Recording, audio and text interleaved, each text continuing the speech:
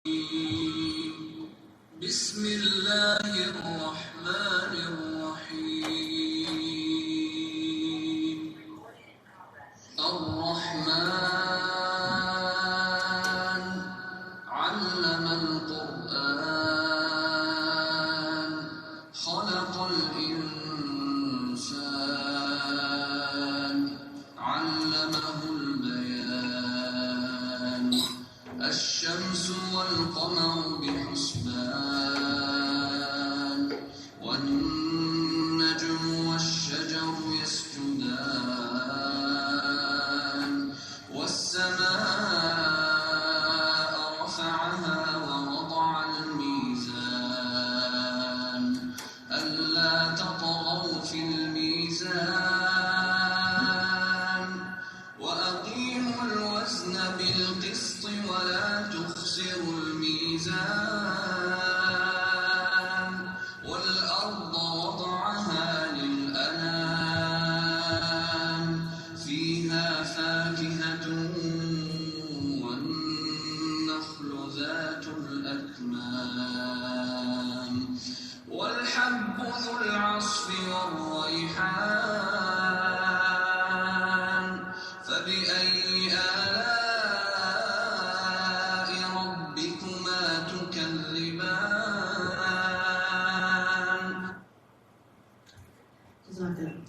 My name is Ina Siddiqui, and I, along with my colleagues, Mr. Muhammad Rakibul Hassan from OIC Comstech and Dr. Nadeem Ahmed Khan from SIDE and iccbs, welcome you all in this mini course entitled Philosophy of Science, which is jointly organized by iccbs, OIC Comstech and SIDE. Well, ladies and gentlemen, this course is aimed to provide participants with deeper understanding of foundation, method, implication of scientific knowledge, including theory, development, observation, experiments, and relationship between science, society, and ethics. Well, we are very, very fortunate to have such an eminent scientist with us as our resource person for this course, whom I have been requesting since last 6 months to conduct this course. So he is the treasure of the knowledge, and to introduce us with today's speaker, I request Director iccbs, Professor Dr. Mohammad Raza Shah to kindly come forward.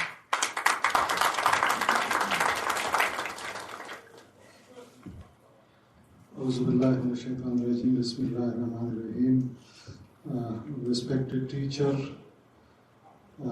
teacher of the teachers, Professor Dr. Iqbal Choudhary, and thank you so much, Dr. Hina. She managed to just capture him, because it's very difficult to just capture him and get time for him, because he is so much busy in so many important projects of Muslim Ummah. So this is indeed a blessing, and we are so fortunate to have a teacher with us. You know that I always learn something new from him. So I met a few personality in my life, and he is one of them. That whenever I meet him, I learn something new, and I always find a solution for a problem after discussing with him. So that's the blessing when you are having someone who just give you a solution of a problem. That is something, a blessing from Allah subhanahu wa ta'ala. So we are blessed, especially myself. I consider myself as the most fortunate person on this earth. I have the blessing of having guidance from Professor Iqbal Choudhary and Professor Rahman as well. So these are the blessings, because you know that the iccbs, this just is a unique center. But it's not unique in the sense that we have equipment and infrastructure and something like that. Because we have unique personality in the past. It was a vision right from the beginning of Professor Siddiqui, who just laid the foundation of this center, and then Professor Rahman, and then for more than 3 decades, Professor Iqbal, they just contributed to the development. This center, they work hard with dedication and purpose. So you just visit each institution of this center, you will find a mission, you will find a purpose. These buildings are purpose built, and there is a core mission. And you know that he just delivered a series of lectures on NMR spectroscopy, and then now again the philosophy of science. So these are the courses which he liked more, and we like to listen to them. And that's the reason that if you have someone who like the topic, and if you have someone who like to listen you, so then everything becomes easier and more interesting. Today world is the world of science and technology, and being a Muslim, we badly need development in science and technology.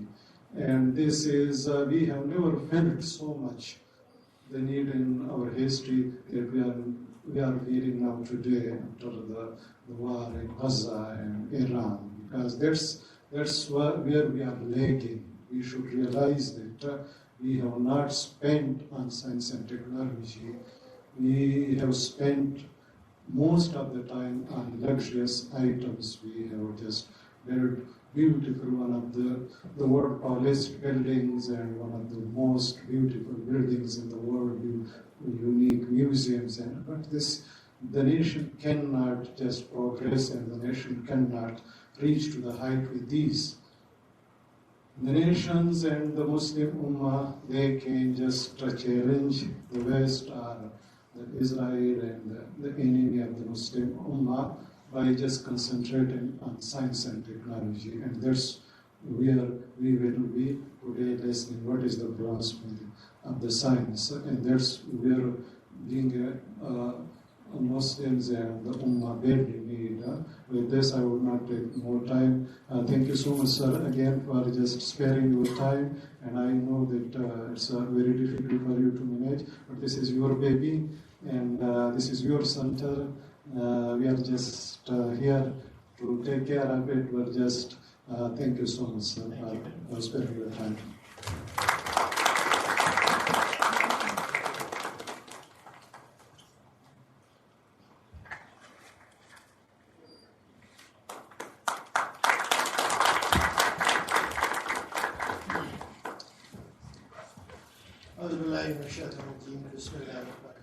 Good morning, good afternoon, good evening, ladies and gentlemen, boys and girls. And there are about 600 or 800, something like this, of enrollment. I'm sure that there are many people in different time zones which are attending this discussion. I'll tell you what is the difference between discussion, debate, and dialect. This is truly a discussion. It is more of what I understand. And I want to start with a fundamental disclaimer. Philosophy has never been my subject, right? I have never learned philosophy formally. There was not a single course which in my entire education period that was about philosophy. So my understanding of philosophy is as good or as bad as you. Okay. The only difference would be that I would be able to engage you in a discussion. And that is the reason we want to start this course. And as Professor Raza mentioned that for everything there is a purpose behind. And behind this course There is a purpose to make you think. To make you think of what is science. Are you really doing a science? Or just a pseudoscience, or non-science? Are the interpretation of the results which you eventually develop as a theory or as a conclusion are good enough to be called as credible? The science which you are trying to conduct make any sense, to be honest? And what you discover, do you have any control on its use? Ethical dimension of it. So, make you think of why, when people discover how to split atom, they had no control of where it will be used in Hiroshima and Nagasaki. Right?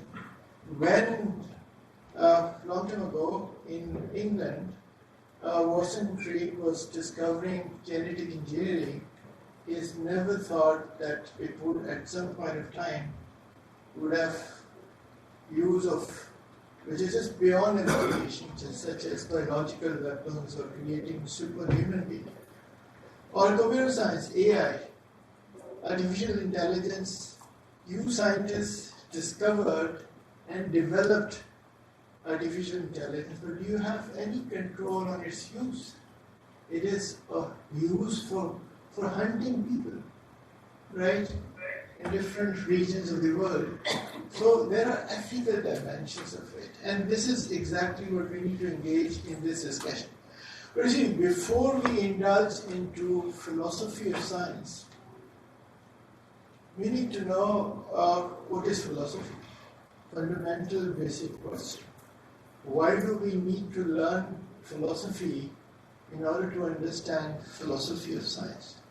And that is from where I would like to start.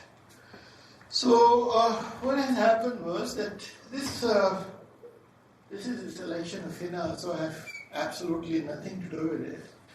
But you can see that there are two parts of it. And then you can see someone all around computers and test tubes and brains and biological samples and cosmology and atoms and all that.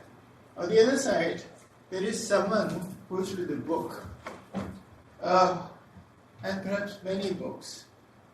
And this is the fundamental difference between a philosopher and scientist. Philosophers build their reality around argument, reasoning, logic, discussions, dialect. Scientists, you scientists, believe on empirical evidences, comparison. You want to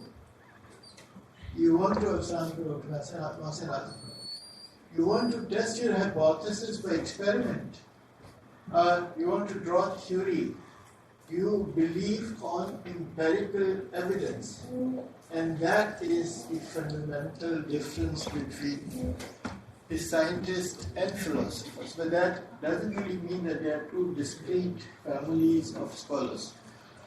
So what I would do is that I'll discuss philosophy very briefly, and then perhaps the key topics in philosophy. Philosophical method, as I discussed, are quite discrete and different, but at some point of time we merged with science. And then, of course, at some point of time we'll discuss about the greatest philosophers of all time and branches of philosophy. Some people claim that science is a branch of philosophy. Some people say this is a baby of philosophy who has decided to diverge and go away from philosophy. So that diversion of opinion. And what are the differences and conversions of philosophy and science? Where they meet? Why you need philosophy to be a good scientist? Basic fundamentals. You are good already, You are publishing papers, you're writing your thesis, and as a scientist, you're doing reasonably well.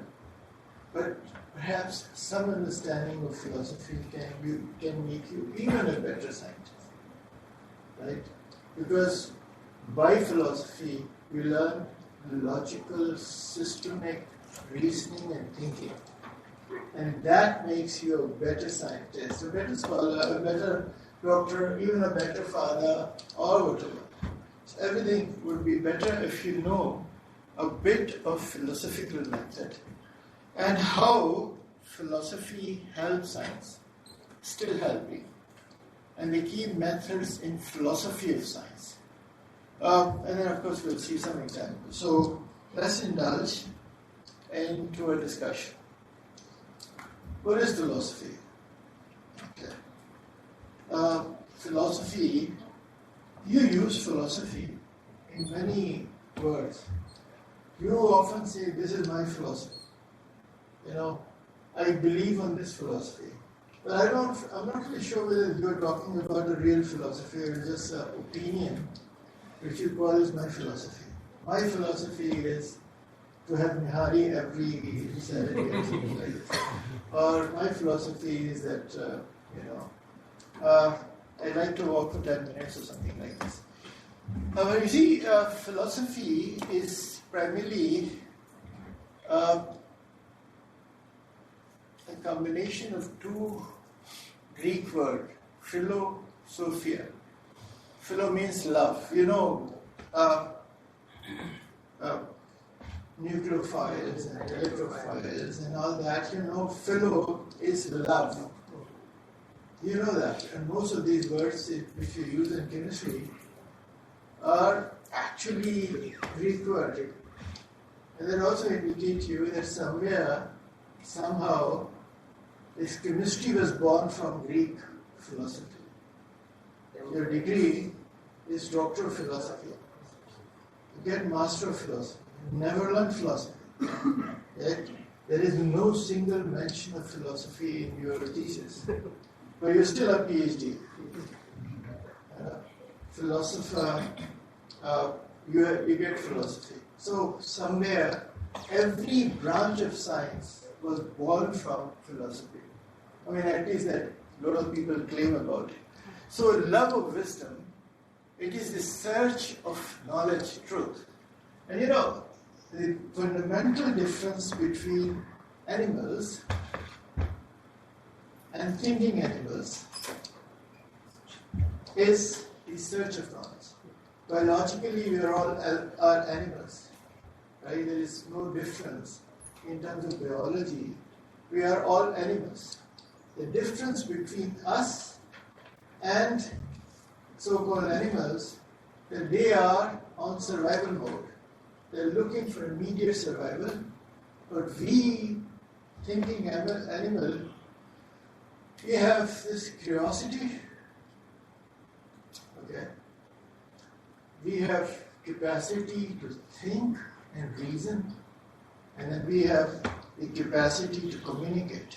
It's very sophisticated communication. That makes us different from biological animals. We have never seen a chimpanzee discussing about what is the purpose of life, right? And why, clouds and rains and what is their nature. This is not, and what is morality? Do we really have a justice system in chimpanzee's tribe, right? Or we appoint someone as our governor, a good governor, or that we have a democracy, that we should vote who will get the bunch of banana next door. We don't find that, So this is the discrete and fundamental attributes that we've been gifted to us. And this is curiosity, reasoning and logical thinking, which is called critical thinking, and then communication. We can communicate, we can make stories, we can falsify, we can deceive, or we can tell truth. We can all do that because we have this tremendous capacity. No animal in the world has such a deception capacity as human being. You know, human being can deceive from facial expressions to the words. This deception is just unique property of human being. And they can logically think and search for truth as well. So there are good side and bad side. But what is wrong and what is right? You know, your wrong can be my right. What you consider as beauty, I may find it not that attractive. So everything is so subjective. Thinking is the fundamental property of human being. So philosophy, according to the Oxford Dictionary, the love, study and pursuit of wisdom, truth and knowledge. And this is exactly what you're trying to do in science as well, in a different way. Right? Scientists philosophers sit together, they reason, they discuss, they augment, they provide reasonings and logic. They question the acquired knowledge, they refine the acquired knowledge, and they come close to the truth. No philosopher has ever claimed to find the truth. They only say that we are searching for truth. While scientists are just overconfident. They always find this is what we find and this is absolute truth. And here, philosophy questions it because scientific theory is often found wrong. Right? So philosophy keeps testing you as your science evolves. Now, unfortunately, it's very rare that we love, study, or pursue wisdom, truth, and knowledge. And there has been philosophers all the way through. You don't need to call yourself a philosopher. If you think rationally, if you have the capacity to reason and to develop logic, if you can find some reality in the existence, you are a philosopher. You know, you can be a doctor, you can be a professor, you can be a rich man, a poor man, whatever. Your capacity to think and to find truth and go towards that is make you what philosophers do in their profession. So there has been an ancient philosophy long time ago, like Confucius or Buddha or Thales, or medieval philosophy in which we found Kant and Kuhn and Hegel and others, postmodern philosophy in which we find Karl Popper and others, and of course modern philosophy. There are plenty of different types of philosophy. There is not even a single definition on which everybody agrees. So it's just the subject is interestingly diverse and interestingly, but inherently this discipline is unbounded, spreading, right? Because your thinking is spreading. Philosophy, in general, the study of general and fundamental problems, such as connected with reality. You know, what is reality? What is existence? Do we really exist? Or is this an illusion? I mean, I see Raza and Raza see me. I don't know, it's just a fundamental illusion and the reality doesn't really exist somewhere. So, exist in knowledge. What do we know? Is this a knowledge or opinion or a belief? There's a difference. You know? So, it's all testable. And what are values? Your values can be different from my values, right? I don't consider drinking alcohol as a right virtue in different societies is a normal social structure, right? So values, what are real values? So, and reason. How do we reason? Systematically thinking. What is mind? What is language? There are so many of these fundamental problems, and I'll tell you about the questions which philosophy tried to answer. Philosophy is different from other ways of addressing such problems, because philosophy is based on critical, systematic approach and its reliance on a rational argument. Why do you think that Egypt is the best country in the world? Why? Because I'm from Egypt. And if you're from Egypt, then what makes you think that only belonging to Egypt make Egypt the best country in the world? Because the history of Egypt. Okay. I learned about history of Egypt. What is the history of Egypt, which is different from the rest of the world? They teach the world how to write and how to be a philosopher. And just only making writing and reading make any nation great? Yeah, for sure. How can we be so sure about it? Because we are now learning. So teaching and learning is our first thing. So I think Egyptian taught people how to learn, how to think, how to build. So I think they are great philosophers.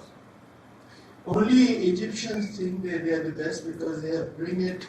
Is it become a reality of the world? No, that's why I said because I'm from Egypt, so I belong to this area. So it means that only belonging to Egypt or Sudan or Cameroon or Pakistan can make that nation great. In my opinion, yes. What do you think your opinion is correct? Maybe we can ask other people so we can learn. Okay. So this is exactly what philosophy is. Every time I ask him a question, he went down deeper and deeper and deeper to his answer. This is philosophical dialogue. Understand? Questions are more important in philosophy than answers. In science, answers are more important than questions. I keep asking him because every answer he gave me, I took out a question out of it. Right? Every answer he gave me, my question was based on his answer. For me, question is more important. Answer doesn't matter because, how good I can question, then I'll be able to get more knowledge. I make him think and I make myself think. While scientists are interested in answers. Fundamental difference.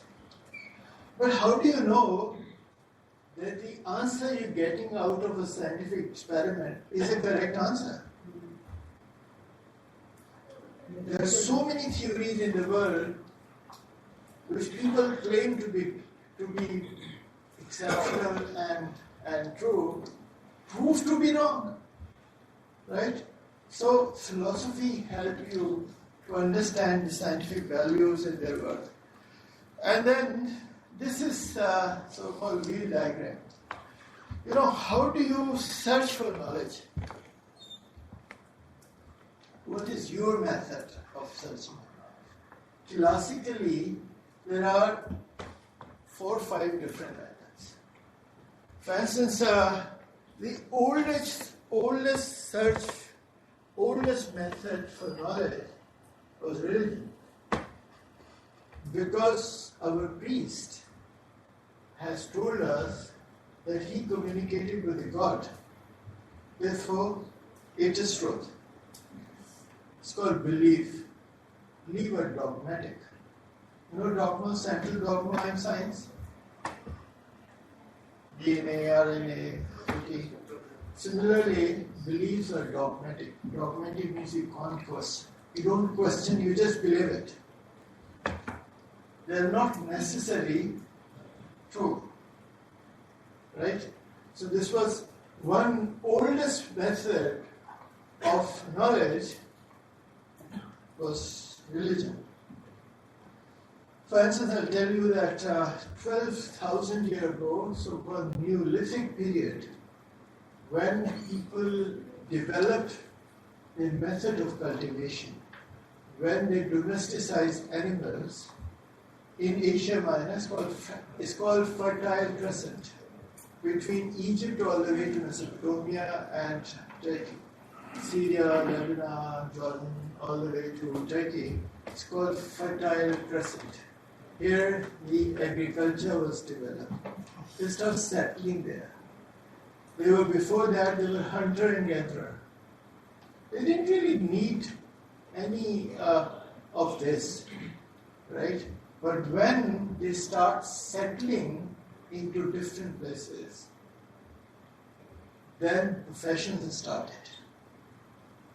Some people do agriculture, some make tools, some help in cutting, some help in making bread, some help in developing storage, some help in taking care of animals. Professions developed. Among them, there was an interesting profession developed, which is called religion. Because, when people settled in these Fertile Crescent, there were naturally disasters, there were naturally calamities, when there were naturally, heavy rains and storms and earthquakes, and that used to destroy their harvest. And they used to kill their animals, animals get sick, they die or something like this. All of a sudden, somebody came and said, there is a problem. This happens because your virtues are not good. You're not really giving sacrifice to the God. I just came back from meeting with God, and he said, listen, these people are not good, they have to change their virtues, they have to provide some money to you because you are a communicator. Religion started from that point of view. Unsafe governance and governance and whatever. So remember, religion was the first thing which was invented, quote unquote, by ancient civilizations, and that was their way of search for knowledge. Philosophy came about 4,000 years ago. Roughly about 3,000 to 4,000 years ago, Confucius was born, 800 years BC, before the Christ. Thales was born about 640 BC in Turkey, and then Socrates was born about 360 BC in Greece, and then Plato and all that. Philosophy was based on reasoning, logic, and argumentation. And there was a problem, there was a fundamental basic problem. In Greek mythology, where most of the religion were born, there were 12 major gods. And these gods were fighting with each other. God of love, God of war, God of money, God of beauty, God of, just name it. They were fighting with each other. And philosophers were the first one who said, can it be different? Can, what the religion explained to us, can we go a bit differently? Can we start this inquiry and responses to the questions we always have in our mind by reasoning, by dialect, by discussion, by argumentation? So this was the second thing happened. And then somewhere in between there was another profession brewing, magicians, superstition, black magic, right? Okay, they said, I can change your fate and destiny. You can have a male baby or whatever. I can do that by by magic. So there was another way of so-called knowledge. Now, I'm not really arguing that these were the true ways of developing knowledge. I'm just telling you what is the classical way. And then, somewhere in between, popularity of belief, popularity of opinion. Why do we think that certain nations are bad by nature? Because everybody is saying it, right? Why do we think that killing of animals is not a good virtue? Because everybody believes on it. Popularity of opinion. It's called opinion. But somewhere in between, from philosophy, there was a birth of a new field which is called natural philosophy. It was not science. The word science was used only 200 years ago. No one, even today, by degree, is a scientist. You all are philosopher because you do natural philosophy. And science based on a different methodology. Empirical observation, hypothesis, experiment, conclusion, and theory. Of you observe something, you develop a hypothesis. You go to the laboratory or field to test that hypothesis. You get the data, results. You integrate and develop a conclusion, right? That conclusion, by many people, convert into a theory. And that theory becomes dogmatic. Everybody starts believing. Darwin's theory of evolution is dogmatic, right? Everybody believes on it. But there are exceptions. And then eventually, this conclusion and theory changes, and then science is cyclical. So this all converge into so-called truth and knowledge. They all believe that they are trying to achieve knowledge and truth. The difference between religion and magic is fundamental. Often in religion, people believe that what they get is a truth. Magicians are the one who knows that they are just tricking people. It's hoax. It's not reality. So they are primarily fundamentally flawed in a way of developing. So philosophy has emerged from a simple question. What is reality? There are human beings, plants, mountains, hills, animals, everything. What is the nature of them? Right? Why all of a sudden a person dies, his body is there, but he is not speaking, he is not moving, he is not breathing. What was there fundamentally which has gone out? What is soul? What is existence? Do we really exist? And if we do exist, what is the proof we have? What is beauty? What is truth? What is the best way of governing a society? Right? What is the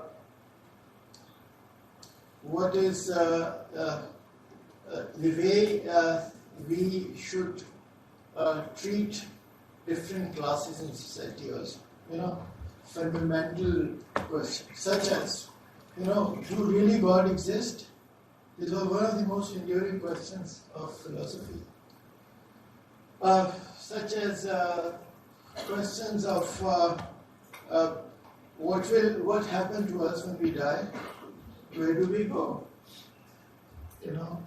And questions such as why some people are slave by virtue of their birth, while other people are rich. Who defined fate and destiny? These were all enduring questions we even today ask. We don't have a methodological vigor to respond to that. So ancient philosophers were generally mostly Greek in ancient civilization, Fertile Crescent, Chinese, Persians, Indians, some were Arabs, Egyptians, Buddhist scholars. So these were scholars, and among them, Socrates was one of the early Greek philosophers. He never wrote a single book. There is no recorded history of Socrates has written anything. Because he was just busy all the time asking questions. He just used to walk in Athens. And when you see one or two people, or anyone, from child to adult, from a slave to ordinary person, from a rich person to a senator or aristocrat, he used to ask questions. And he keep asking questions. And keep asking questions until the people get annoyed and they leave. And he asked so many questions that eventually he was, by jury, they decided to kill him. He was given the death punishment and he decided to have hemlock, natural product, and then he died. The punishment of asking too many questions, right? He has been the greatest philosopher of all time. Everything today is called pre-Socrates and post-Socrates. Pre-Socrates period, before the Socrates, and post-Socrates, after the Socrates. So he was one of the greatest thinkers of all the time, and he was also considered as the martyr of truth. Quote unquote, he is considered as martyr of truth because he was punished for asking questions. For instance, his question was, is this a democracy in Athens, where you don't allow slaves to vote? When ordinary people, called demos, are allowed to vote, slaves are not allowed to vote, 5 women are not allowed to vote. Why do you think that women have no soul, What makes you think that women are without soul? Right? And why do you think that demos, the common people, can select a good leader? Have you ever decided the captain of a ship by voting? You don't select captain of a ship by voting. So how can you select your leader, the governor or the king, by voting? Because this is a profession. He first time said this is not a birthright. The person who governs a society is a profession also. And people who select them should have the intellectual capacity to select. And he was absolutely right.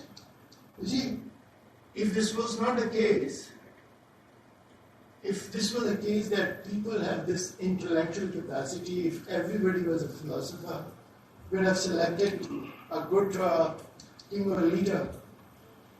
You see today, most of the superpowers have stupid leaders because this is a failure of democracy. And since he was asking too many questions and too sensitive questions, which hit the aristocrats, he was punished, right? This is even happening today. But, yes sir. Excuse me, sir. Now I need some comprehension about how we can judge what this person is, philosophy or not. We have this person? This philosophy, this person. You said Socrates, for example. as he didn't do anything, no achievement, just thinking and question. We have, okay, what about the prophets, like Jesus and Absolutely. You know, this is a wonderful question. What Socrates did was not for any profit, any popularity, right? For any benefit. The only thing what he was trying to do is to satisfy himself, to get more knowledge and go closer to truth. This is exactly what philosophy means. You know, he never meant to get profit. He never wanted to be a popular. He never wanted to go into the Senate. He never wanted to be a rich person. The only thing he wanted, and he was not even interested in welfare of society and changing the world to a better place. Absolutely not. He was only interested in one thing: self-fulfillment, the joy of learning. He wanted to go closer to truth. This was only objective of him. Understood? What about the wisdom? We think anyone. I mean, he was looking for a wisdom for himself, not for anybody else. This is true that in the process of questioning, the wisdom comes automatically. I asked him 7 questions, and I'm sure that my question has uplifted his thinking. Sorry about this. We know about any person that the people go to him or to get solve for their problem, when they call to him, this is the wisdom or maybe the philosophy. Nobody came to him ever. For example, now Dr. Reza, when he said you help him for solving for money problem, that I can't help you philosophy now. Because Socrates was never wanted to help anyone. He wanted to help himself. And this is the objective of philosophers. They are never interested of so-called changing the world. They want people to think deeply, critically, and possibly correctly. Okay? So this is the objective. And his student, Aflatun, Socrates was a person who was wandering in the streets of Athens. Athens, at that time, Greece was a city-state.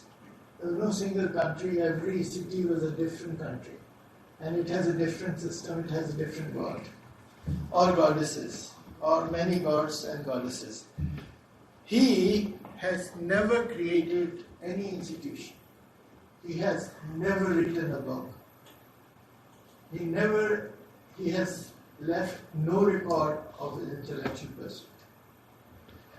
It was only Plato who spent many years with Socrates, walking around him.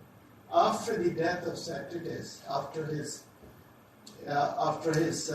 so-called execution, he developed a new method. He developed the first university in the world, which is called the Academy.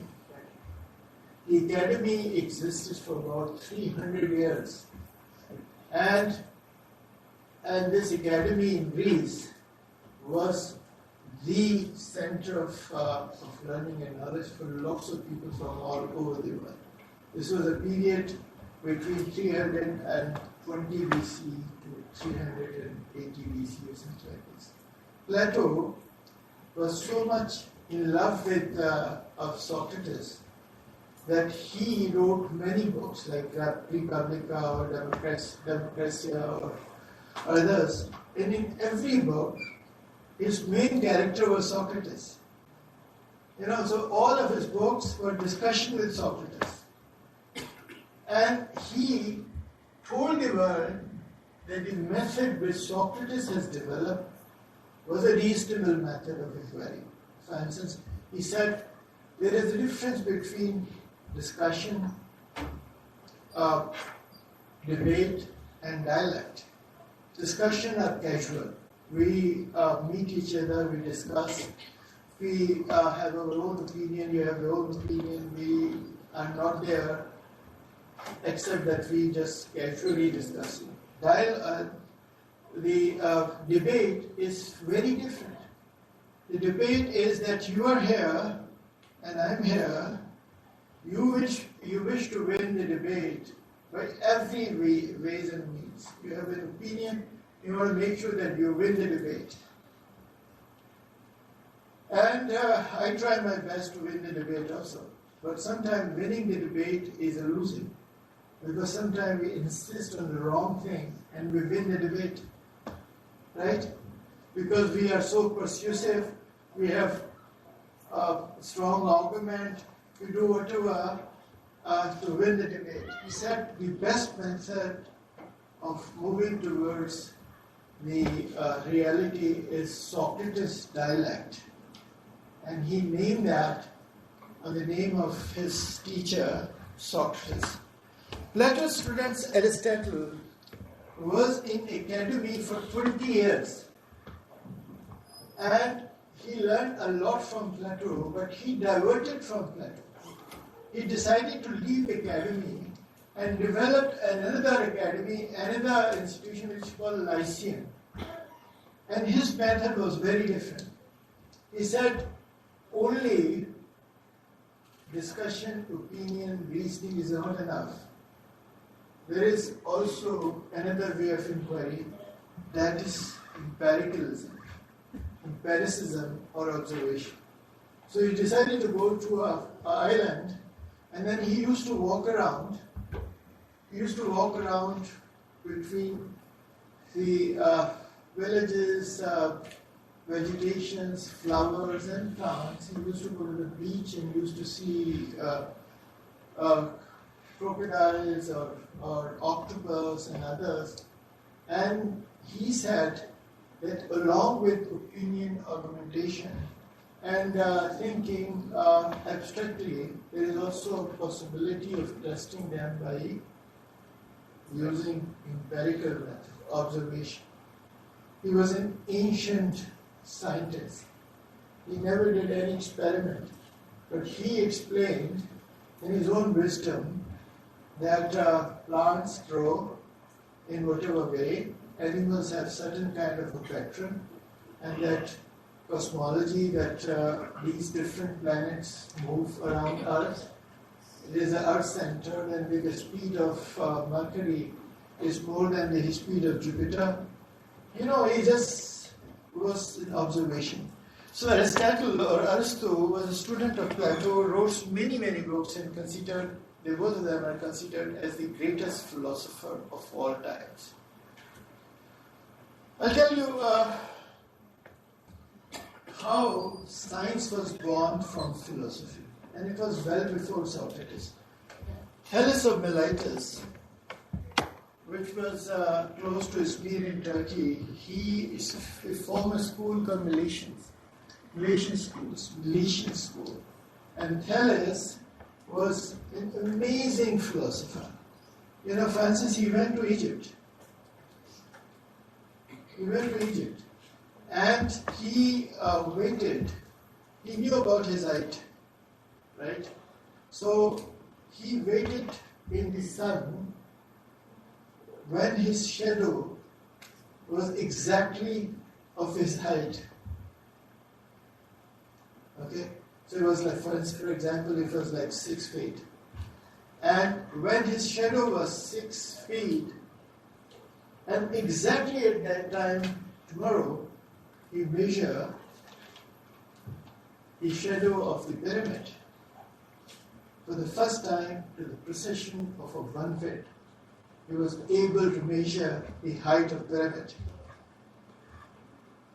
Think of it. He believed that the world is on the water, right?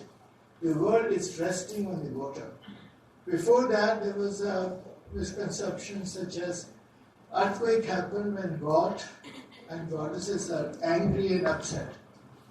You know, we also had this theory that Earth is on the horn of a big ox, and when ox move, then Earth move also. And he said, I don't really know whether this is correct, because when I go to the boat and I'm on the water, and then there is wave, then boat move like this. So if Earth shake, it means underneath the water shakes. So he created a physical reality of a myth. You know, I know it's not correct.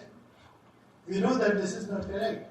But the fact is that he was for the first time, based on observation, created a theory. Right? As we do, as you do, all the time. We're creating theories. And then, of course, Socrates, Plato, Aristotle, Pythagoras, somewhere here. Confucius was from China, and then Marcus Aurelius, and then Hegel, Kant. These are so-called modern era philosopher and modern and post-modern philosophers of all time. Muslims have contributed immensely in the genesis of philosophy. They translated most of the work of Aristotle and Plato in Arabic, and they developed on the basis of that their new theories. For instance, Ibn Khaldun, Ibn Rushd, Ibn Sina, Al-Farabi. They were among the greatest philosophers of their time because they built on what Greek philosophy was. And the reason why Greek philosophy is more popular than Chinese philosophy or Indian philosophy, very simple reason. Because Alexander the Great has conquered the entire known world at that time. He came until Multan. And he conquered the entire Egypt. He was the first non-Egyptian pharaoh. Right? And the entire Syria, Iran and everything. And for hundreds of years, there was a Greek rule on it. And remember, history, culture and philosophy of only the victors, people who win and rule, survive. Victorious people, victor, they are the ones who write history. Always remember. And this is the reason why Greek philosophy is much popular than Indian philosophy or Arabic philosophy or Egyptian philosophy and Chinese philosophy, because they ruled the world for a quite long time. So this is a long line of many, many philosophers, and each one of them has built their philosophy on the basis of others. You cannot discretely differentiate. And there was a famous saying that even a dwarf man on the shoulder of a giant can see even farther than a giant, because he is on the shoulder. So they wanted to ride on the shoulders of their earlier philosophers so they can see even farther. Okay? So this is the genesis of, and somewhere in between I'm telling you how philosophy gave birth to science. You know, you're seeing by yourself that there is a divergence somewhere from a simple philosophical method which based on absolutely not doing any experiment, just reasoning, argumentation, critical thinking, and refining these ideas by further discussion. Some of these philosophers said, in our search of truth, we can also use empirical method, observation and experimentation. And that is the birth of the science. So science is not discretely different. It is one of the branches of philosophy for some people. And, think of it. Socrates said, I cannot teach anybody. He was not interested in anything. anything. I can only make them think. By asking questions, I can make you think. Just by asking questions. Every time I ask you a question, your thinking is more refined, more deeper, more profound. Every time. You can experiment with each other. I can ask you every time I say why. You will bring another argument. Then I say why. Then you bring another argument. Every time you respond to them, respond to me, your level of thinking is increasing. You're going to a next level of intellect.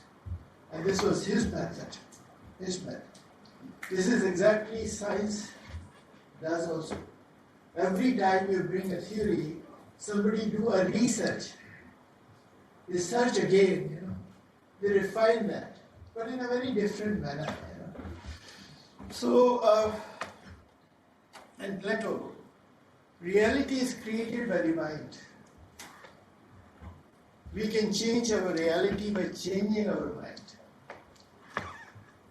So there is no absolute reality. Reality is in our mind. Whatever we conceive as a reality may not be a reality, right? And he had a very interesting philosophy. His philosophical method was that somewhere in between heaven and earth, there is an absolutely perfect form of everything. Absolute beauty, absolute love, absolute system, absolute moral values, everything is called forms. This is called Plato forms. And then underneath on this earth, we are imperfect form. We don't have absolute beauty, we don't have absolute moral, we don't have absolute ethics, we don't have absolute way of governing, we don't have an absolute way of dealing with each other, we don't have absolute value of social structure, and therefore we need to go and get closer and closer to the perfect form. This was his way of thinking. His life struggle was to go closer to the perfect. Over there, somewhere between heaven and earth, he has this reality of his own. And you can build your own reality.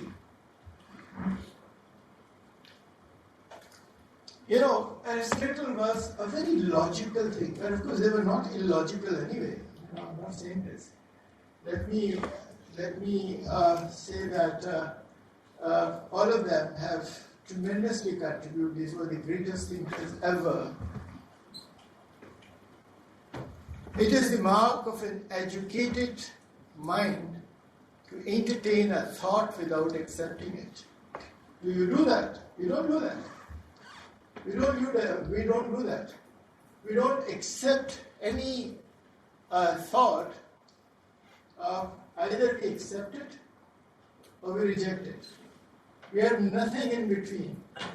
And he said, educated person is the only, he can be worth calling an educated and enlightened person if he can entertain a thought. Your idea in my brain without accepting or rejecting. Neutral. We don't do that, We take an extreme opinion. Either we reject it or we accept it. Right? Think of it. The world would have been a much better place if we do that. Because accepting means we become part of a plan. A larger people or people who believe on fiction or story or true or whatever. Right? By rejecting it, we become enemy. Can it be somewhere in between? And that is his way of understanding a philosophical method.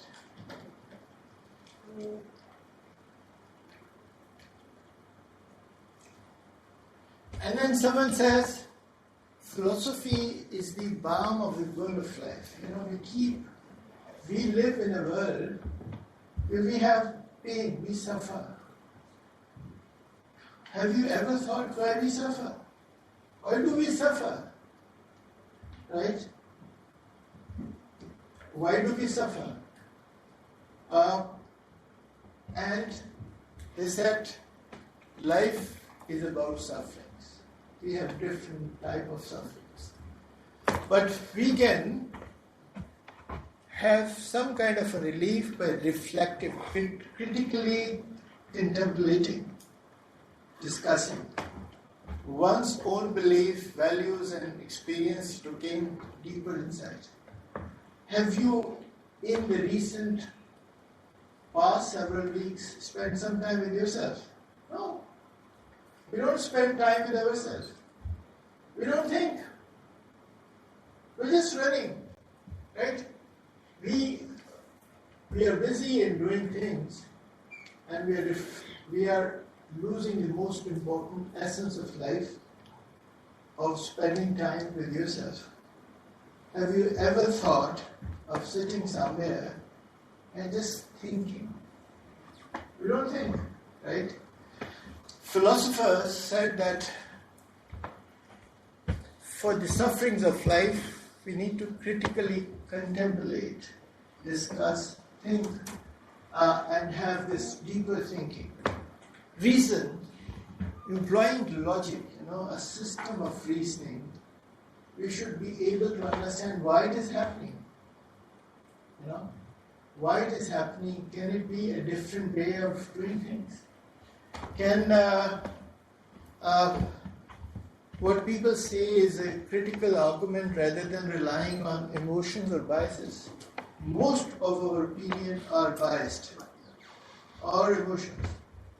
We don't like someone because we don't like him or her, right?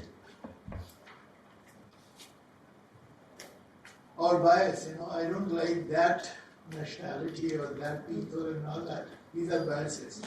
They're not true belief. They increase sufferings. They increase our sufferings because we don't think critically. We rely on the way of thinking which is not critical way of thinking. And then responsive. I should be able to listen to you responsibly. I should be able to listen to you, your argument by openness of mind. My window of mind is open when you argue with me. We often close our minds before thinking, before listening. And that is why responsive for us, reevaluating. And after listening to you, if it makes some sense to me, I should be able to reevaluate my ideas, my opinions, my thinking, my truth, my own patent pet truth against new evidence, reflections and all that. These are the 4 R's of philosophy. Okay. Okay, before we indulge into further discussion, any questions you want to discuss? Yes, sir. About the timeline, why you stop about rain? I don't. Let me tell me anyone here in this period. I will see how we can judge this philosopher or not. You know anyone about 2000 and 2026? We can judge his philosophy. And you have 5 minutes to stretch yourself. Okay? And speaker up about it. While I engage with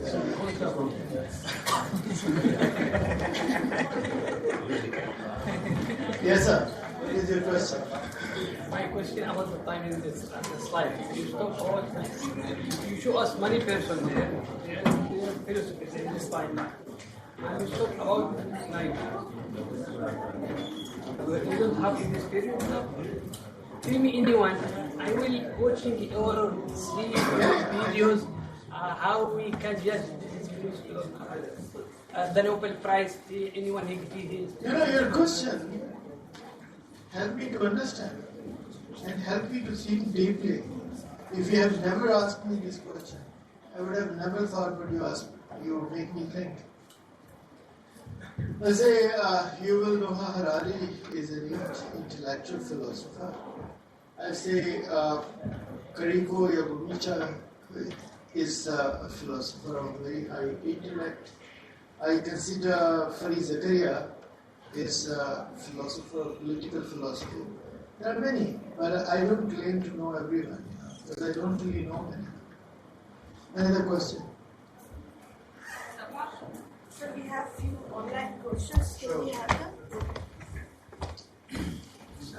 Rakib, can you ask the first one? Rakib, can you ask the online questions, please? My question is this. Yeah, yes, ma'am. So, can I ask to the questions from participants if there has been? Just a minute. There is You one. said that science is the new term for philosophy, like for natural philosophy. And you also said science answers the question, philosophy asks the question. So how we can merge these two into a single person? I'm not really sure science answers all questions. I mean, broadly, I would say philosophy is why, and science is about how. Broadly, right? Science, philosophy is a question, why, and science trying to respond to how. But having said that, there are many domains in which science cannot do anything. For instance, existence of God, right? What happened after we die? Right? What is the reality of the world? Do we really exist? What is truth? These are not science domains. They are not domain of science. Science can only study physical world, natural world, which you can touch and feel, which you can see with absolute certainty, nothing like absolute certainty. Nowadays, in the world, especially in Pakistan, the youth of Pakistan, they mostly now believe in scientism. Like science is the only source of true knowledge. This is most common now, especially in the very group of Pakistan. So how would you like to answer this? Thank you very much. I think it's a very good question. Make me think. And this is the reason why we are learning. Anything which make us think. For instance, I in my understanding, limited understanding, I don't think science is the answer of everything. For instance, my father used to take me out when I was young, and he used to ask me a question, do you see these stars? I say yes. And he used to say many of them doesn't exist. They don't exist. And I was wondering, why they don't exist. I see them, right? And then second day he used to take me again and he used to say, there are many stars which you don't see, but they still exist. Some of them are much larger than Earth. The fact is, when cosmology was developed, everything was seen, was existing. Everything was not visible, was not existing. The fact is that now we know that there are many stars who died long time ago, but the last ray of their light is still coming. And we see something which doesn't exist. And there are many stars formed, but their first ray has not reached to the earth. So we don't see things which exist. Right? So science is imperfect. For instance, there was a basic fundamental belief for thousands of years, even the Greek time, that everything is made of a one indivisible, which you cannot divide, atom. Now we know it's not correct. We know that atom has many subatomic particles. Even those subatomic particles have subatomic particles. Right? So science, if you only believe in science, then we often have to change our beliefs. Remember? So this is the subject of epistemology in philosophy. What we know is really a knowledge. Is this a true knowledge? Okay. Yes. Okay, Rakib, you can go ahead with your questions. Okay, thank you, ma'am. Thank you so much for the opportunity. Sir, we have received several questions from the participants. The first, the Mr. Ihtisham ul Haq, he asked to you that how should one develop a philosophical approach to address or solve scientific questions or problems? This is his first question. Although he has more to questions. No, let me respond to his question. You see, this is exactly what this short mini course is about. We do science all the time. How many of us know what is hypothesis? You know, we don't even know how to develop hypotheses. We jump in the laboratory and start working on something for which we have absolutely no idea. So philosophy helps us to develop a hypothesis and to test that hypothesis by using experimentation. Philosophy can also help us to interpret the results. You know, we often do many errors in interpretation of results. Either we overinterpret or underinterpret and interpret or simplify, oversimplification. Philosophy can help us in the interpretation of results. And philosophy, top-down, can help us to see what methods are we using are really the real methods. And finally, philosophy can help us to understand what we have discovered. Science, remember, science has no values. It doesn't mean value in per se. Science has no defined ethics or values. It's neutral. Science is value neutral. Atom, when splitted, eventually led to the death of millions of people. What is the ethics of it? Where do we use discoveries of science? You know, AI. Is AI helping people to die and killed, identify and shoot it down? You know, genetic engineering. Where do we really take that genetic engineering? How do we use it? What are the ethical, moral reasons of using certain scientific discoveries? Science helps in many ways. Philosophy helps science in many ways. And we'll discuss this both profoundly in turn. Yes, Rakib. Thank you, sir. We have more questions. So another participant asked, his name is Ahmed Ilumuna. He asked to you that in today's society, can we consider politics, values and ideology the new philosophies that oriented science? In this point, allow me to ask those questions. Number one, is science truly objective or influenced by the culture and power? And the second thing is, how do found politics or ideology shape research outcome? And the final question is, can values ever been completely excluded from science?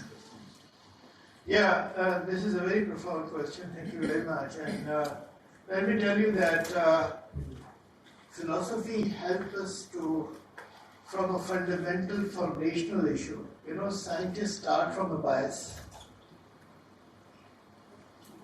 From a bias. This plant is anti-inflammatory, and they find something anti-inflammatory, right? This bacteria can survive in certain nutrients. They found something which is close to the biases.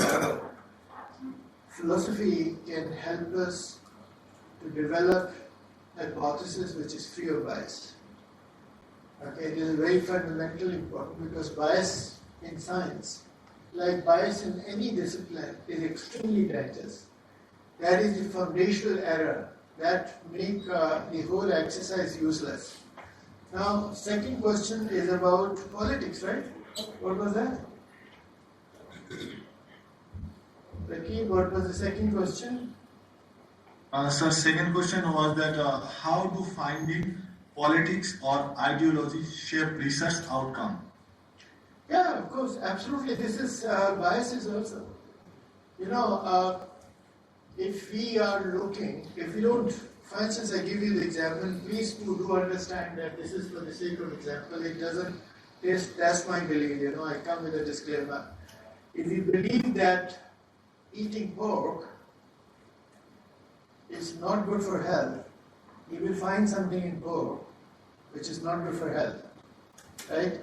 We believe that alcohol is dangerous for health, we'll find something in experimental model that alcohol is really bad for health. So our ideological biases can influence the result, and where philosophy can help us to at least partly free our science from ideological biases. Okay, yes please.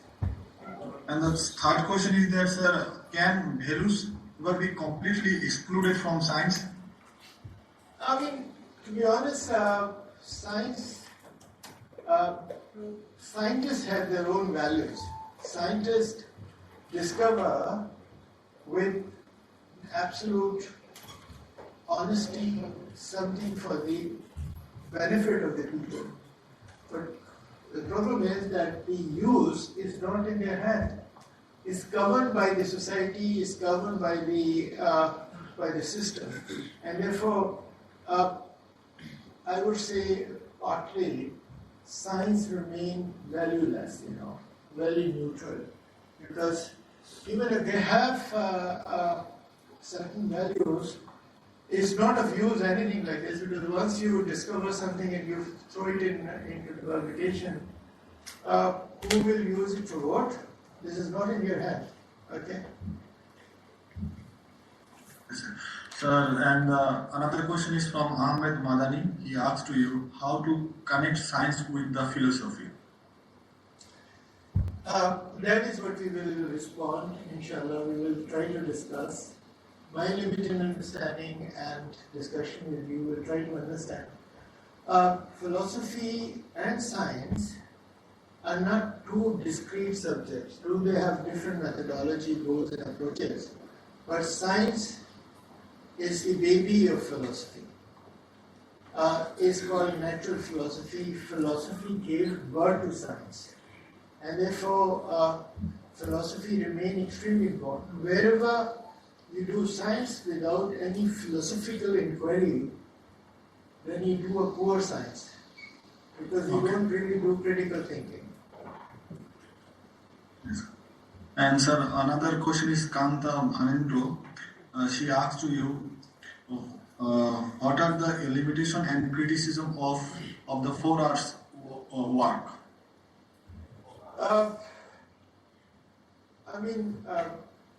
Philosophy, 4 hours, but there may be other hours also. I don't know, there may be other methods too. But primarily, curiosity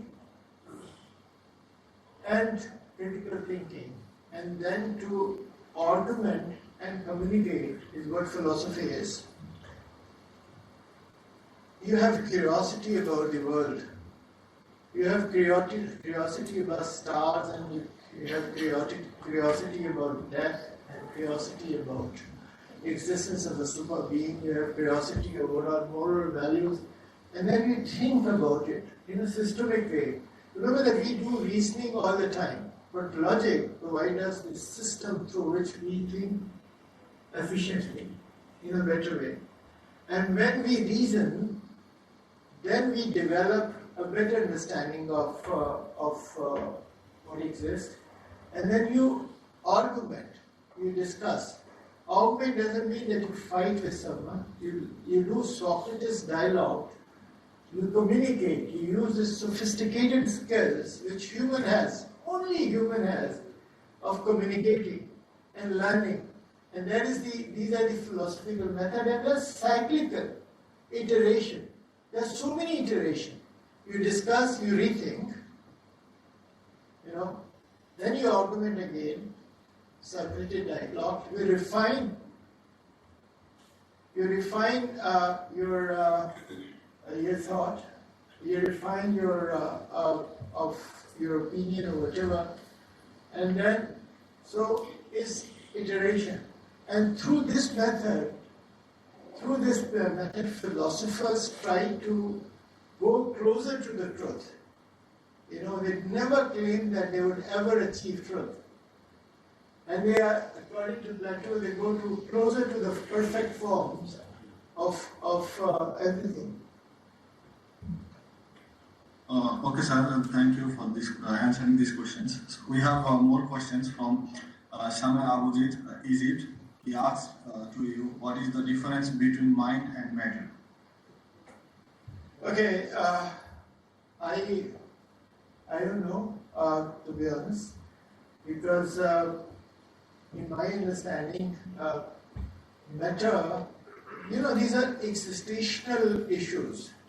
What we see as a physical matter still have a question on its own merit. Does it really exist? Or we just hallucinating? We see everything in dreams. It looks super real. Real? Are we in dream? For 60, 70, 80 years, are we dreaming about everything? Right? So, there is a big question mark which philosophers are trying to answer, and scientists in their own way of. Mind, of course, is an instrument through which you do reasoning, but mind can be really dangerous if you don't. It can be fallacy. There is a reasoning and there is a fallacy. Your mind can take you to a different path. You can have an absolutely irrational and wrong reasoning. So mind is a tool through which you can reason nicely or reason wrongly. Thank you, sir, for answering those questions. We have more questions. Muhaddis, he asked you two questions. Number one is, if two competing scientific theories explain the same phenomenon equally well, how should scientists choose between them? And the second thing is philosophy of science itself scientific? No. Let me respond to the last question first. Science and philosophy of science are very different.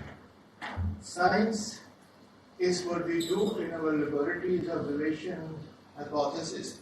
And philosophy of science is actually looking from top to bottom, looking into what are our scientific methods, are they credible, is hypothesis drawn in the right way, interpretation is done nicely, whether the conclusion drawn make any sense. So philosophy of science is different from science. The first question was about what? Two competing theories.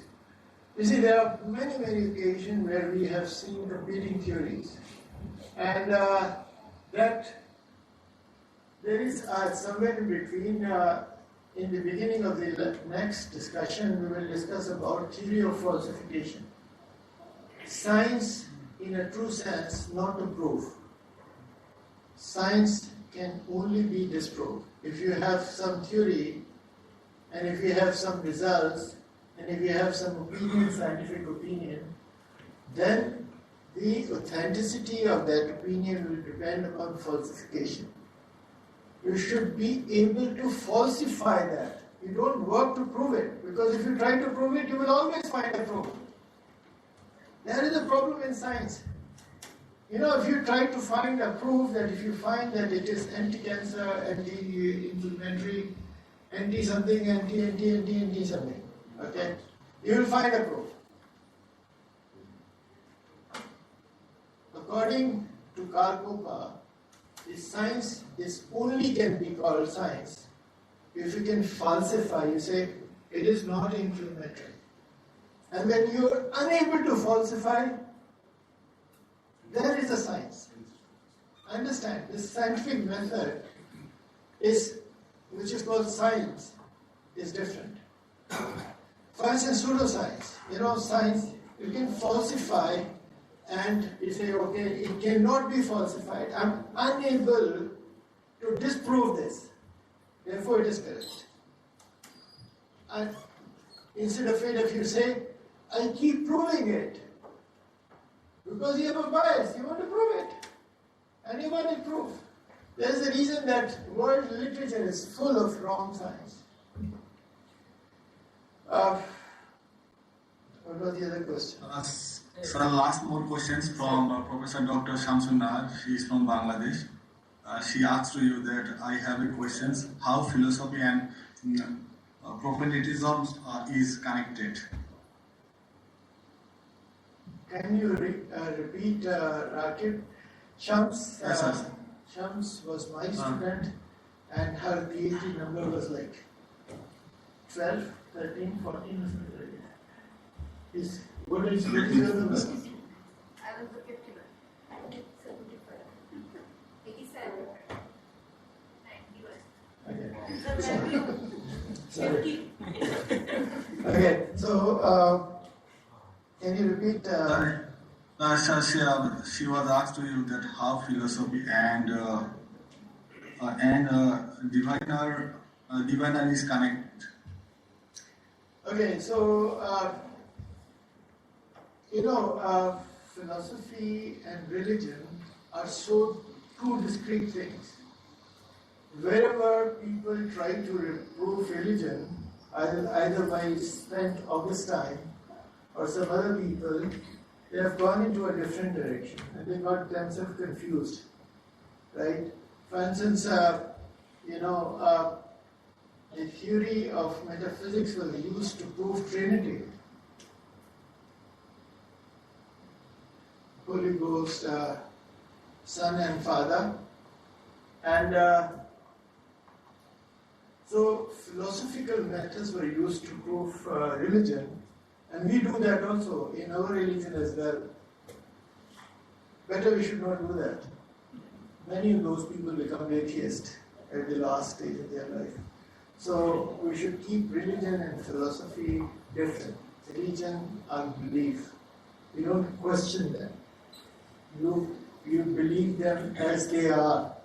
And if you try to bring philosophy in religion, then it becomes extremely confusing. Some very intellectual people have found solutions as well. But better we keep them separately. This is my understanding. Thank you, sir. Sir, we have more questions, but I think shall we go ahead? No, I think we can do that later. We can have maybe more Yes, time. sir. Let me just let me take some questions from the audience here. I hope I'm not really boring you. No. Thank you very much for making this lecture and this gathering. It is bringing us to the core of knowledge and science.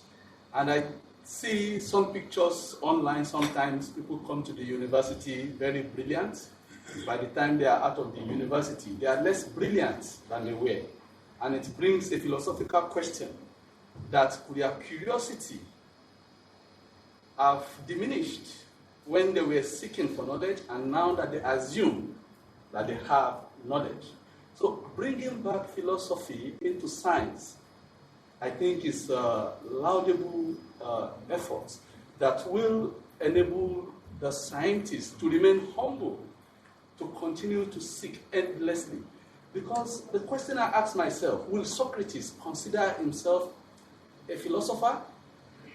And I think the answer is no. But here are we with a degree of philosophy and the pride that comes with it. So what is your opinion on this, sir? I totally agree with you that apparently the core role, the key function of education institution, whether they are primary or secondary or tertiary, is to kill the curiosity. Because teacher comes with dogmatic knowledge. What they teach, they believe that on that as an absolute truth. and there is no room for questioning and argumentation. As a result of it, a born child who is a born philosopher, he or she asks you thousands of questions.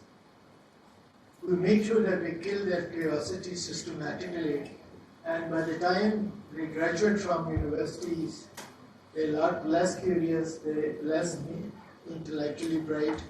They have a degree but less knowledge, and more so, the capacity to understand and appreciate a new knowledge, a new argumentation. I agree with you. Yes, sir. So you talked about reflection and reasoning in one's ideas and thought.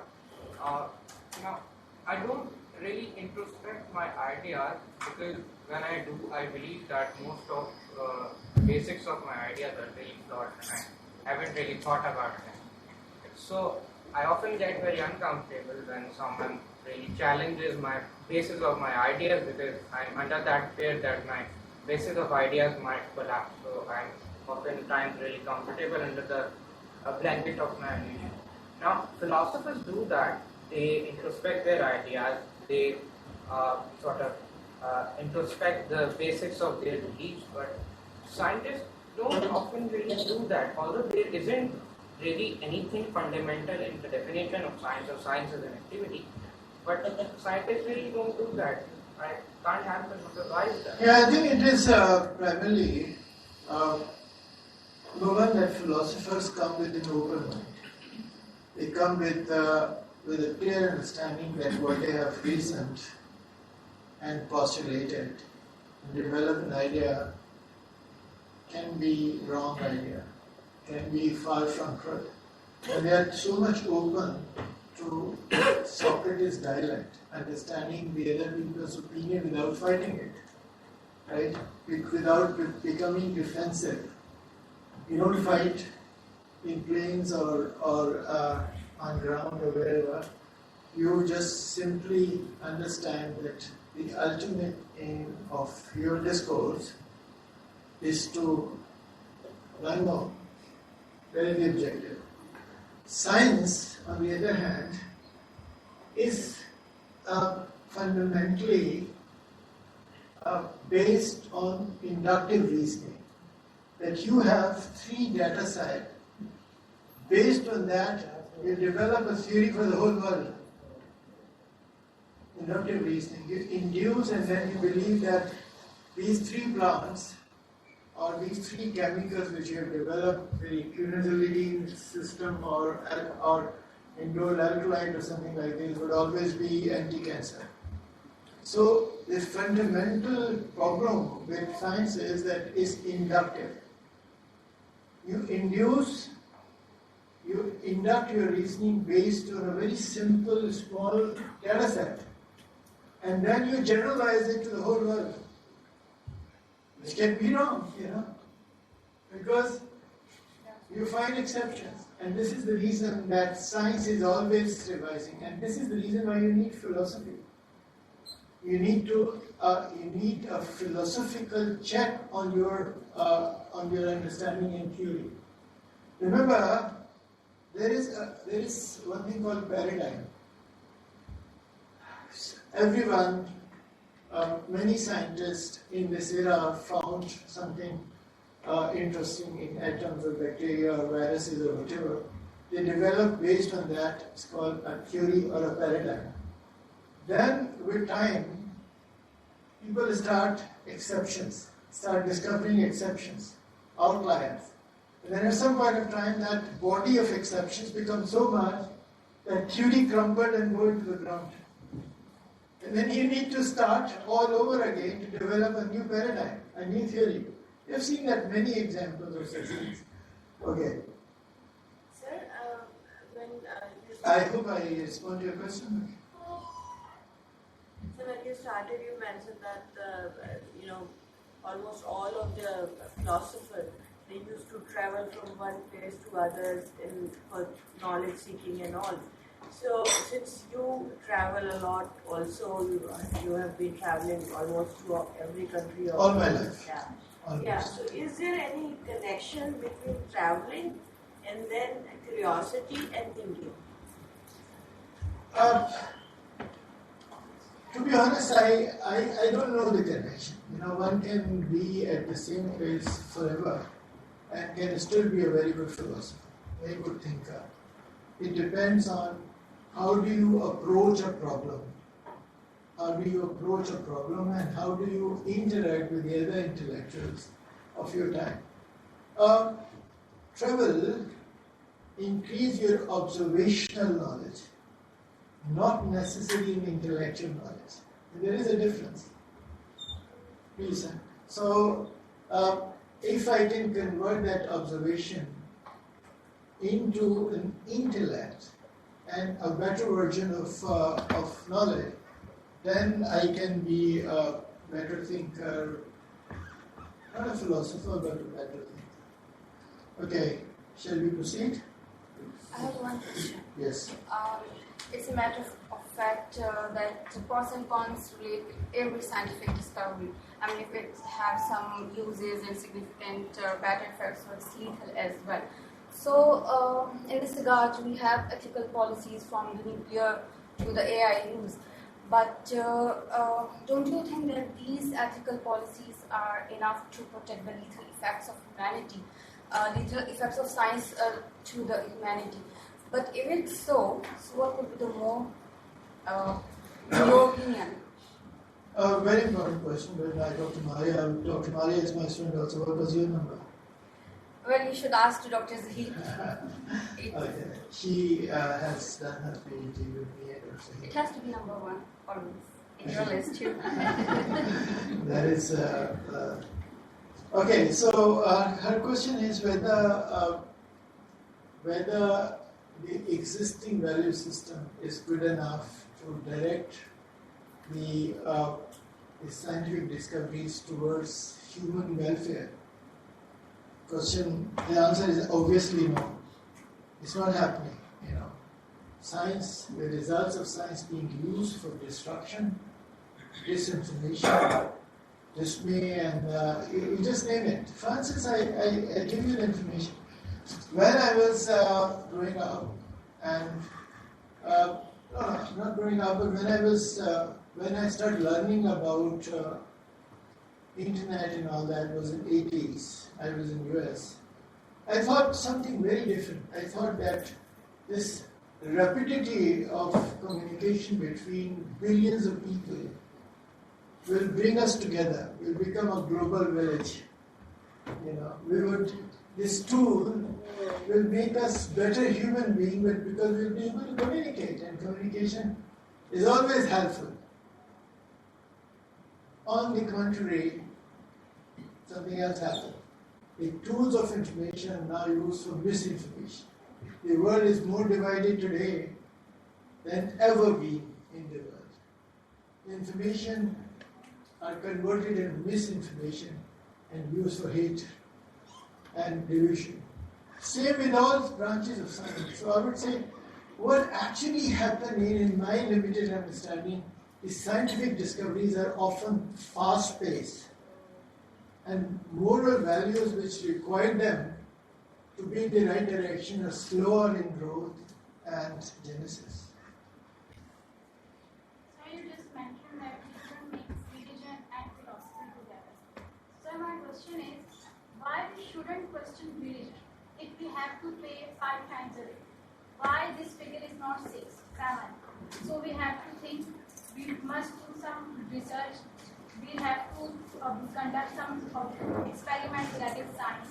So that should be, that 3 things, science, religion and philosophy, should be part of an equilibrium triangle. They are interconnected. So what's your stance on that? The way you are thinking, there are many scholars have thought in the same manner. So many Christian scholars who were philosophers also, and there's a whole lineage of philosophers who tried to validate Christian theology on the basis of philosophy. Same thing happened in other religions as well, including Islam. they try to, for instance, I give you a very trivial example of fasting. The science, we try to prove that fasting is good for our health, maybe philosophical meditation and others also. But what I'm trying to say is that, they often will depend on a different method. Belief is revelation. Belief comes from God to us. Everything is written, either in Bible or Torah or Quran Majid, right? Therefore, they are divine words. How can you question them? What I'm saying. So, religion is kept away from philosophy, and to some extent, science also. People do really a lot of scientific studies on religious practices too. But you see, for instance, if some scientific theory disprove the existence of something, what would you do? Right? And I would not really take that as a valid, because in my understanding, science is still wrong. It changes, It's still evolving. And every scientific outcome is subject to question, right? Subject to testing. This is what. Okay, question. Thank you, sir. So, do you think that science and religion has two different domains which cannot intersect each other? No, they intersect. I'll show you epistemology, bring them together also. But you don't test one on the basis of the other. This is what I mean. Yes. Thank you very much. Our question is so philosophical that one cannot easily take one's mind off it if one wants to listen critically. And I think philosophy has the capacity to continuously evolve. And it creates a very rapid evolution that it can easily crumble a society, an idea, it will change it. And it remains as dangerous as it was in the time of Socrates, that a fixed society or knowledge in the face of philosophy is greatly challenged. This is my thoughts. Absolutely. And that is what, have you ever thought that none of you has ever learned philosophy? It's by design, Yes. not by default. Nowhere in our Eastern cultures we learn philosophy. We're not taught philosophy because we become very dangerous. We start asking questions about moral values, governance, this morality, the system and all that. By design, philosophy is not taught. Okay? Bottom line, this is my understanding and this may be wrong, right? Okay. Maybe not enough teacher, but okay, let's move forward. So we hear that first human is made from side and mud. So is it possible that living thing is created from non-living things? Okay, so how would you have made it?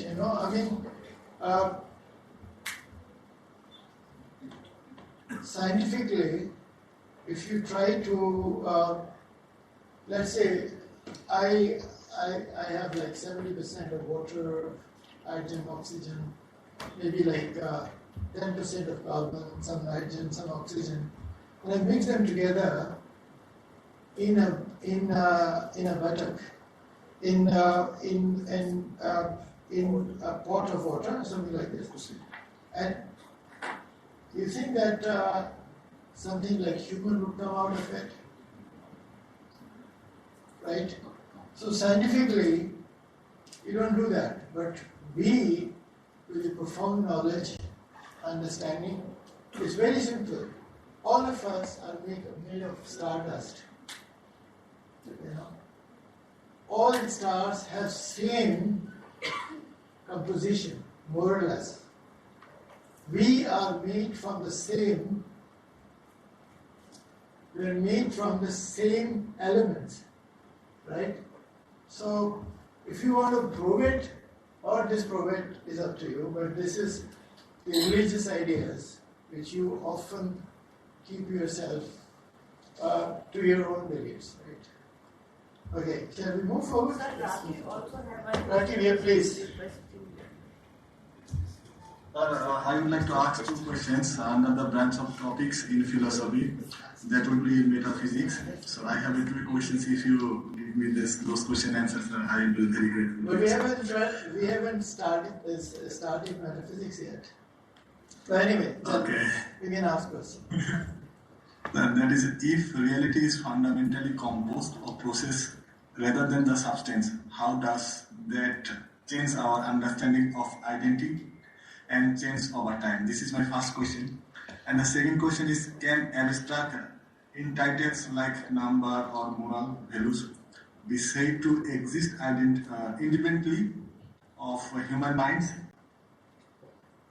You need to repeat the second question.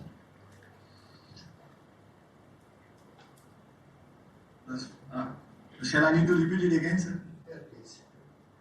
Okay.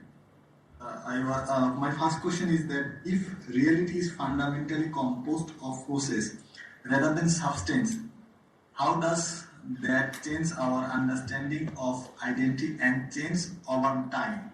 This is my first question. And the second question is... Let me respond to you. You see, what is reality? We don't know what is reality. Philosophers have been wondering about this since thousands of years. And what is reality? We don't really know what is reality. Your reality can be different from my reality. Right? So, fundamentally, reality is more of a subjective term than an objective term. Right? Metaphysics is about anything which is not physical, before and after, above the physical world. For instance, these enduring questions of morality, beauty, ethics, governance, the super being, God, religion, these are metaphysical questions. These are above physical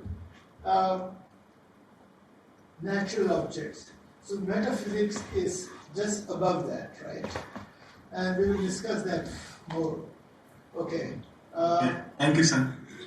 Okay. And another question is that can abstract entities like numbers or moral values be said exist independently of human minds?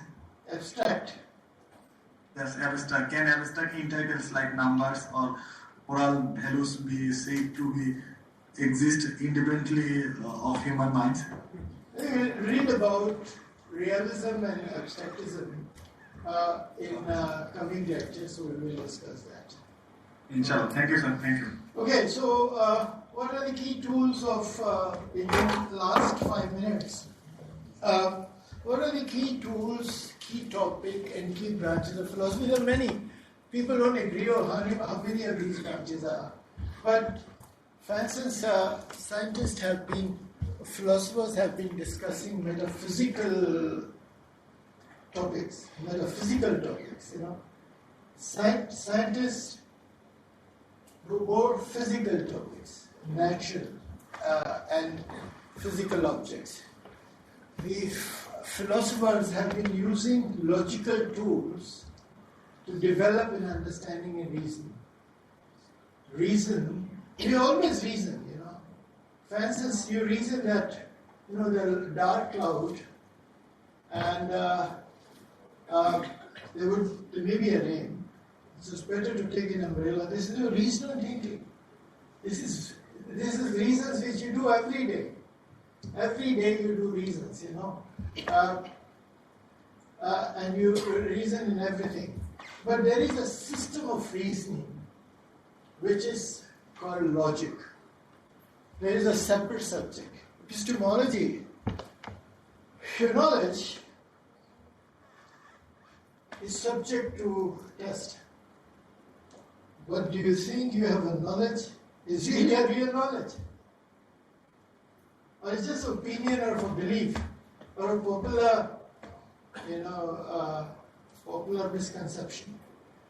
The knowledge is tested by epistemology. What is knowledge and how knowledge is considered to be a true knowledge is epistemology. Because remember that everything is based on knowledge. You can claim something to be a knowledge, but it can be wrong. It can just be your belief. You can say anything, we have a politician number X, is the most wonderful person, and I ask her what makes you think that he is the most wonderful person on the face of the earth, and he said, I believe it. Or everybody says that. So it is a testable. Your knowledge has to be tested. It has to fulfill certain criteria before it is considered as a true knowledge. Right? And similarly, ethics. Ethics are extremely important. What are the moral values? What are the... So, is knowledge should be objective rather than subjective? We will discuss this. Yes, the next slide is about that. Ethics. What is ethics? For instance, a person is critically ill. There is no hope of that person to survive.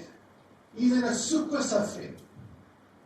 Is this ethical to give him a peaceful death by giving him what's called? That one. Right? Is this ethical? Right? Or is this ethical to have slaves? Can these are profound questions of that time also. Can one gender of humanity is without a soul? Right? These are ethical questions. Who has the right to be governed? What virtues that person should have? What kind of ethical dimension that person should have? Political philosophy. What is the best way of governing a society? Is this a king, son of a king, or dynasty, or democratic values, or a system of scholars sitting together to select the best person? Or can it be a decentralized political system? This is a philosophical question. It is not scientific question, remember? It has nothing to do with science. If anything has to do with science, it's logic and epistemology. No other thing has anything to do with science. Because scientists should have a logical way of thinking, and scientists should be able to differentiate between true knowledge and false knowledge, interpretation. And then aesthetics. What is beauty? What is beauty? Our criteria of beauty can be very different from the people on the other side of the planet. Right? And you see it every day. What do we think as beautiful, the other people don't really find it very attractive. So what is the real beauty? What is the real beauty? So there are questions. And how do you see a beauty in someone? Is this in your eye or in the subject?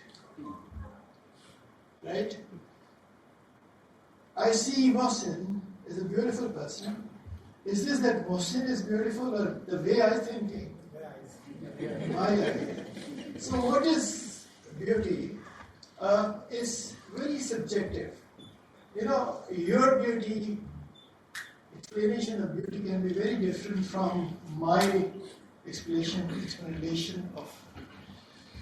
So nature of the world and existence of godliness, so all started from a fundamental basic question. The philosophers were sick and tired of God fighting with other gods every day, right? Greek mythology, have you heard Homer, Odyssey, and all these gods fighting with other gods, right? So Zeus is fighting with Hades, who's his brother. One represent the virtue, the other represent evil, right? Aphrodite fighting with someone else. They were just sick and tired of this fighting between the gods. So they said, are they really God? Because if they have the attribute of a human being, they are jealous, they can kill, they can have an ill thinking about others, they can't be God. Right? So these fundamental questions started from challenging the paradigm of God and goddesses which existed in Greek mythology. And apart from that, there are many, many questions which are metaphysical in their nature. What is the right way of thinking and building argument? You can have an absolutely wrong way of thinking. And you can have right way of thinking. Right? Logic define what can be the closest system of right way of thinking. Then, how do we know what we think we know? The knowledge we have, is this a real knowledge? Or just a belief, or opinion, or superstition? Right? Epistemology, how do we go from wrong to right? Ethics. What is the best form of governance, political philosophy? What is beauty? Thank you very much. Sorry I kept boring you. Sir, we will have a group photo outside. Okay. Thank you very much, Rakib. Thank you very much, all online participants. It was just a discussion. I never claimed to be a philosopher. I don't even know what philosophy is. Thank you.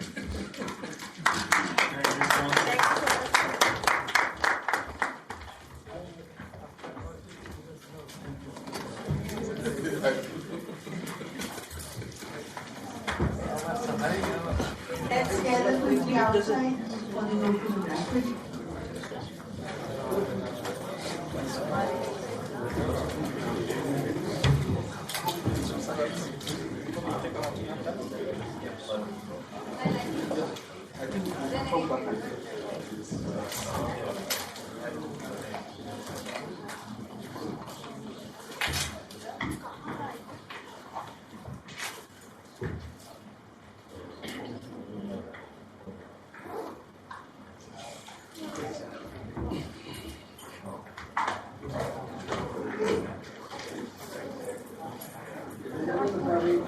والله ولا اشتقاش بتاع بس فريق بعدين